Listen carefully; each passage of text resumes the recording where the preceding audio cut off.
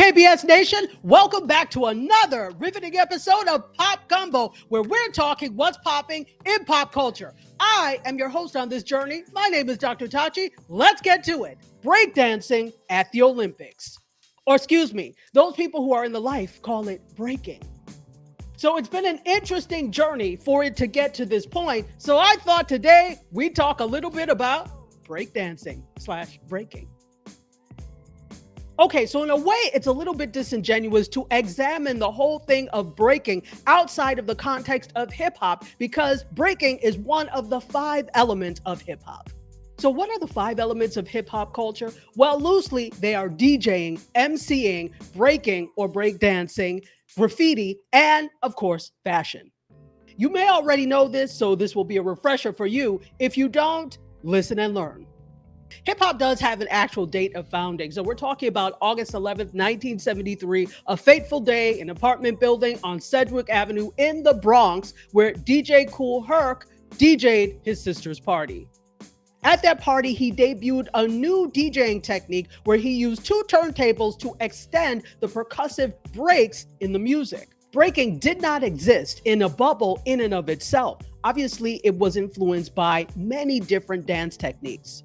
For example, you can picture the moves of musician James Brown down to the Nicholas brothers, the tap dance duo, and their acrobatic dance techniques. And of course, there were traditional dance moves from forms of African dance. Now, according to breaking and hip hop historians, breaking consists of a few elements. You've got top rock, which is the footwork.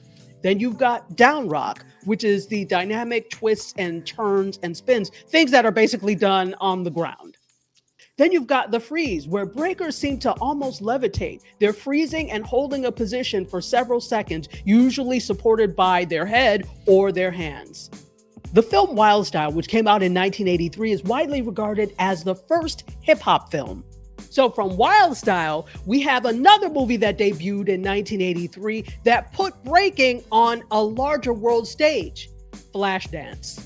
Members of the Rocksteady crew, Crazy Legs, Mr. Freeze, Frosty Freeze, Prince Ken Swift, and Normski did short breaking moves in Flashdance. Then there were other breaking and hip-hop focused movies that hit theaters like Breakin', Breakin' 2 Electric Boogaloo, and Beat Street. There were a few b-boys who came out of retirement to help activate the breaking scene again, and this time it was with judged competitions. The International Battle of the Year was created in 1990, and it's considered the first large-scale breaking competition. The athleticism in breaking helped to put it on the IOC's radar. IOC is the International Olympic Committee. Then in 2020, the IOC voted to include breaking in the Olympic Games for Paris 2024, which brings us to now. So in Paris, 16B boys and 16B girls competed head-to-head in round-robin style competition for Olympic medals. There were some amazingly strong dancers who showed physicality and originality, and then there were a few "what the hell is this" moments. Looking at scores of social media comments, from the memes, the one big meme in particular, to the comments about whether or not this should have even been included in the Olympics, has been very interesting and eye-opening. On one hand, you have a sport and an art form that was created by Black and brown youth in the Bronx that showcases their creativity. On the other hand, you have this large world stage where most of those people were not represented. Let's be clear though, breaking is now an international art form, and I think it's wonderful that people of all cultures can see themselves in this beautiful art that Black and brown people created.